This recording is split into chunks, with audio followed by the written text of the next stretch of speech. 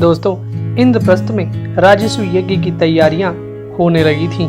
स्वयं महर्षि व्यास जी आकर उस राजस्व यज्ञ के ब्रह्म बने थे। धर्मराज युधिष्ठिर के सैकड़ों दूत पृथ्वी के सभी राजाओं को उस यज्ञ का निमंत्रण देने के लिए निकल पड़े थे। धर्मराज युधिष्ठिर ने पितामह भीष्म, धृतराष्ट्र तथा विदुर आदि को बुलाने के लिए नकुल को हस्तिनापुर भेजा था। इस प्रकार पृथ्वी के सभी राजा बहुमूल्य भेंट लेकर युधिष्ठिर के उस यज्ञ में आए थे। राजा युधिष्ठिर ने दुशासन को भोजन संबंधी व्यवस्था का कार्य सौंप दिया था। अश्वत्थामा को ब्राह्मणों की सेवा में तथा संजय को सभी राजाओं के स्वागत सत्कार के लिए नियुक्त कर दिया था। कृपाचार्य रत्नों की देखभाल में लगा दिए गए थे, तो महात्मा विदुर को खर्च करने का कार्य दे दिया गया था और दुर्योधन भेंट में आए हुए पदार्थों को संभालने का काम करने लगे थे। पितामह भीष्म और द्रोणाचार्य सभी कार्यों और कर्मचारियों का निरीक्षण का कार्य करने लगे थे। भगवान श्री कृष्ण ने स्वयं ही ब्राह्मणों के पांव पखारने का काम अपने जिम्मे ले लिया था। इस प्रकार सम्राट युधिष्ठिर का वह राजस्व यज्ञ बड़े ही विधि विधान से संपन्न हो गया था। यज्ञ समाप्त होने के बाद पितामह भीष्म ने युधिष्ठिर से क्या कहा था कि अभी तुम यज्ञ में आए सभी राजाओं तथा ब्राह्मणों का यथा योग्य सत्कार और पूजन करो। तब सम्राट युधिष्ठिर ने पितामह से यह पूछा था कि पितामह, मैं सबसे पहले किसकी पूजा करूं? तो पितामह भीष्म ने यह कहा था कि तुम सबसे पहले भगवान श्री कृष्ण की पूजा करो। पितामह भीष्म की यह आज्ञा पाते ही युधिष्ठिर और उनके भाइयों ने सबसे पहले श्री कृष्ण जी की पूजा की थी। भगवान श्री कृष्ण की पूजा देखकर चेदी राज शिशुपाल बुरी तरह चिढ़ गया था और उसने भरी सभा में पितामह भीष्म और युधिष्ठिर को धिक्कारते हुए यह कहा था कि बड़े बड़े महात्माओं और राजर्षियों के होते हुए यह कृष्ण पूजा का पात्र नहीं हो सकता है। पांडवों, तुमने कृष्ण की पूजा करके उचित कार्य नहीं किया है। अभी तुम लोगों को धर्म का ज्ञान नहीं है।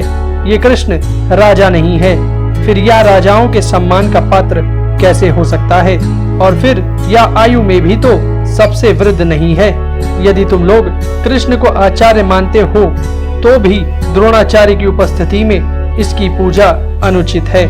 इसकी पूजा करके तुमने हम राजाओं का अपमान किया है। इसके बाद शिशुपाल भगवान श्री कृष्ण को फटकारते हुए यह बोला था कि कृष्ण, मैं मानता हूँ कि पांडव बेचारे डरपोक और तपस्वी हैं। इनसे यदि यह भूल हो रही थी तो तुम्हें इन्हें बता देना चाहिए था कि तुम किस पूजा के योग्य हो। इस प्रकार भगवान श्री कृष्ण को बुरा भला कहता हुआ शिशुपाल अपने स्थान से खड़ा हो गया था और कुछ राजाओं का साथ लेकर वहां से जाने के लिए तैयार हो गया था। तब धर्मराज युधिष्ठिर ने उसे रोकते हुए यह कहा था, यहाँ बहुत से वृद्ध राजा, ऋषि आदि उपस्थित हैं। किसी को भी भगवान श्री कृष्ण की पूजा से आपत्ति नहीं है, इसलिए आपको भी उनके बारे में ऐसा बुरा भला नहीं कहना चाहिए था। परंतु जब शिशुपाल ने युधिष्ठिर की बात नहीं मानी तो पीछे से पितामह भीष्म यह बोल पड़े थे कि भगवान श्री कृष्ण त्रिलोकी में सबसे श्रेष्ठ हैं। जो उनकी पूजा को स्वीकार नहीं करता उससे अनुनय विनय करना ठीक नहीं है। तब शिशुपाल ने राजाओं को पुकार कर यह कहा था कि मैं तुम्हारा सेनापति बनकर खड़ा हूँ। आओ हम लोग मिलकर यादवों और पांडवों की सारी सेना को समाप्त कर दें। शिशुपाल की इस पुकार पर कई राजा खड़े हो गए थे।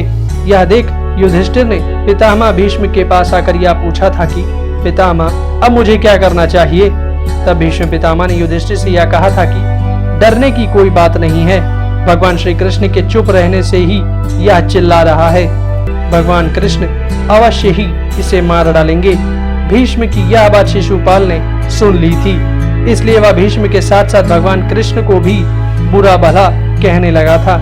शिशुपाल जब भीष्म और श्री कृष्ण के बारे में बुरा भला बोल रहा था तो भीमसेन से सहन नहीं हुआ था, इसलिए वह क्रोध में भरकर शिशुपाल पर टूटना ही चाहते थे, परंतु उन्हें पितामह भीष्म ने रोक लिया था।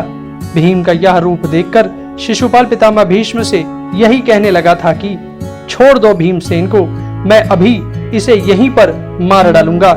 यह सुनकर भीमसेन को और क्रोध आ गया था और वह भी पितामह से विनती करने लगा था कि वह उन्हें छोड़ दे, परंतु पितामह भीष्म ने भीमसेन को नहीं छोड़ा था और भीमसेन को अलग ले जाकर उसे समझाने लगे थे।